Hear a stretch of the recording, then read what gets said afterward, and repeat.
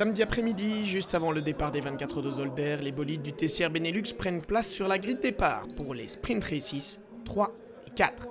Pierre-Yves Cortals est en pole position sur l'Opel Astra, il devance Ronnie Latine sur la VW Golf de l'équipe WRT. Denis Dupont sur la Seat aux couleurs du RACB National Team est 3e sur la grille de départ. Et Renaud Cupens est en 4e position. Une fois encore, on a 4 bolides de 4 marques différentes aux 4 premières places de cette grille de départ. Mais à la fin du tour de chauffe, Renaud Cupens rentre au stand avec des problèmes de direction. Il ne repartira pas.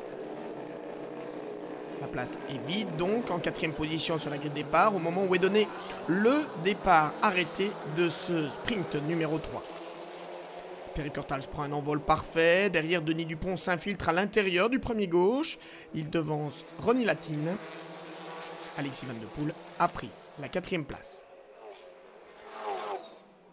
Pierre-Yves Cortals, Denis Dupont, Ronnie Latine et Alexis Van de Poel qui creusent d'emblée un petit écart par rapport à Stéphane Lemray qui emmène un groupe de chasse très animé.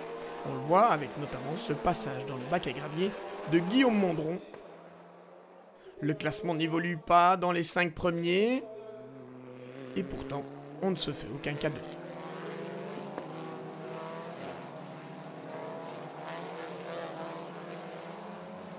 Ronnie Latine met la pression sur Denis Dupont. Et il trouve l'ouverture à la chicane Villeneuve.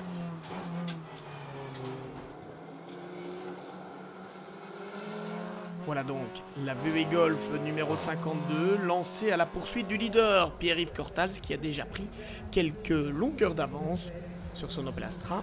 Denis Dupont est isolé à la 3e position, Alexis Van de Poel 4e. Sur son Honda Civic, Stéphane Lemray est bien accroché à la 5e place. C'est plus chaud derrière entre Guillaume Mondron sur la Seat de Delahaye Racing Team et la Golf du Delahaye Racing Team pilotée par Amaury Richard. Et on voit ici le jeune français prendre la 6e place. De très fines gouttes de pluie font leur apparition et on voit les spectateurs ouvrir les parapluies d'ailleurs dans les tribunes, ce dont profite Ronnie Latine pour revenir dans le sillage de Pierre-Yves Cortals. Le jeune Wanzois veut croire en ses chances, mais il se loupe au freinage de l'épingle. Regardez.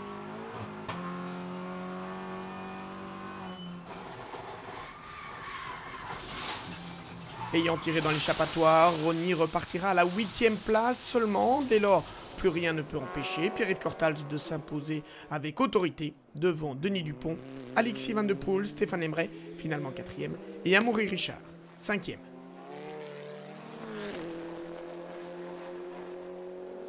On a réglé quelques petits soucis au niveau des départs, donc on a fait un départ parfait.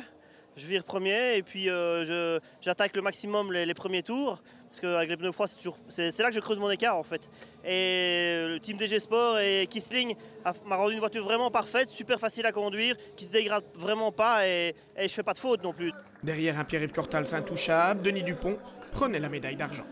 Une bonne 2e place, très positif, un bon départ, je me hisse 2e. Ronnie Latine était très vite, il repasse en 2e position, puis après il a fait une petite erreur et je prends la 2e place. Je pense que c'était vraiment le maximum qu'on pouvait faire. Voilà. Face à la Opel et face à eux, ils étaient très forts, donc c'est très positif. Comme Denis, Alexis Van de Poel montait lui aussi sur son premier podium dans une course sprint du TCR Benelux. Ça fait plaisir, surtout après le début de week-end pas évident qu'on a eu. Et puis je me suis bien amusé, donc c'était vraiment gai. On en vient au classement de ce sprint numéro 3 en prologue des 24 heures de Zolder avec la victoire, donc la première en sprint d'une Opel Astra TCR pour Pierre-Yves Cortals, 2e position pour Denis Dupont, 3e place Alexis Van de Poel, c'est leur premier podium en sprint. Également Stéphane Lemray et Amaury Richard complètent le top 5.